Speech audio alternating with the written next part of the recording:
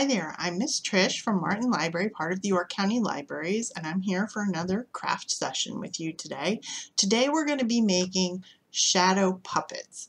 Now when you think of shadow puppets, you might think of making shapes with your hands and shining a light and making the shadows on the wall, and that is definitely one way you can do it. But another thing that you might want to do is create your own shadow puppets out of drawings or things cut out of magazines, and then you're going to put them on some sort of stick and shine a light on them, and you'll be able to tell a story. So let me show you some of the ones that I've created today and some different ideas for ways you can make your puppets. One of the things I did was cut out something from a magazine. So I went through and I found this giraffe in a magazine. Make sure you get your grown-ups' permission first before you go cutting up their magazines. But you can cut things out of the magazine and use those. And this one I just put on a bamboo skewer stick, or you could even get a stick from your own backyard and use those to hold them up, because that's how you're going to move your puppets around when you're telling your story. Now another idea might be to print something out on your printer. So in this case, whoops, I printed out a tree. And I just attached it to a paper towel roll. So that's going to be my stick for the tree. And when you see the shadow in the end, you'll see that this kind of ends up looking like the tree trunk anyway. Then another idea might be to draw something. So I drew the outline of a little boy. You don't need all the details on the things you draw, because you're not going to be able to see them when you do the shadows. It'll just be the outline. So you can cut them out of any kind of paper, draw them, and cut them out. And this one I've attached to a pencil. So you could use a pencil or a pen. And these are all attached with tape, so you'll be able to take them back off later. And then I also drew this one, which was a dragon, but I used a craft stick. So if you have popsicle sticks or craft sticks, you could also use straws. And like I said, sticks from your own backyard will work. So let's give it a little try and see what we can do with these puppets. So one of the things you'll need then after your puppets are created is a big blank wall or a big sheet that you can hang up to use as your screen for your puppet show. In my case, I have a big piece of cardboard that I'm using.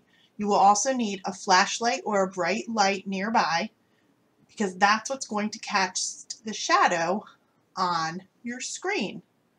So between the light and the screen is where your puppets are going to go. So in comes my... Do you recognize that from the puppets I showed you? It's the giraffe.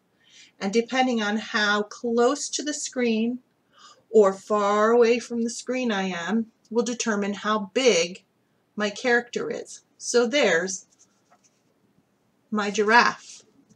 And maybe I want to bring in that tree for my giraffe to come over and nibble on. And maybe while my giraffe is nibbling on the tree, a little boy will walk up and say, "Hi, Mr. Giraffe, how are you?" And the giraffe might say, "Hi, thanks for being my friend." And while the two of those friends were standing here together, uh-oh, I think I see something coming in. Let me see. The little boy went over and leaned against the tree. Oh dear, that didn't work. You may need people to help you with this if you don't have enough hands for all your characters. There's my giraffe and my little boy in my tree, because, oh no, in is flying a dragon flying overhead, and the giraffe started to run away. But the dragon said, "Don't be afraid of me. I want to be your friend too." And he landed on the ground, and the giraffe came back over. The end. So you can tell whatever kind of stories you want with your puppets. And like I said, Depending on where you put your characters, if he's far, far back, he's going to get larger. And the closer you bring him to the screen, he will get smaller. So you can create any kind of characters you like.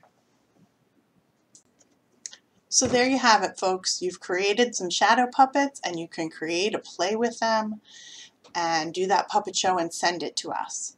We would love to see the things you made, either photos of the puppets you create or maybe even a very short video that you could post as a comment on this program.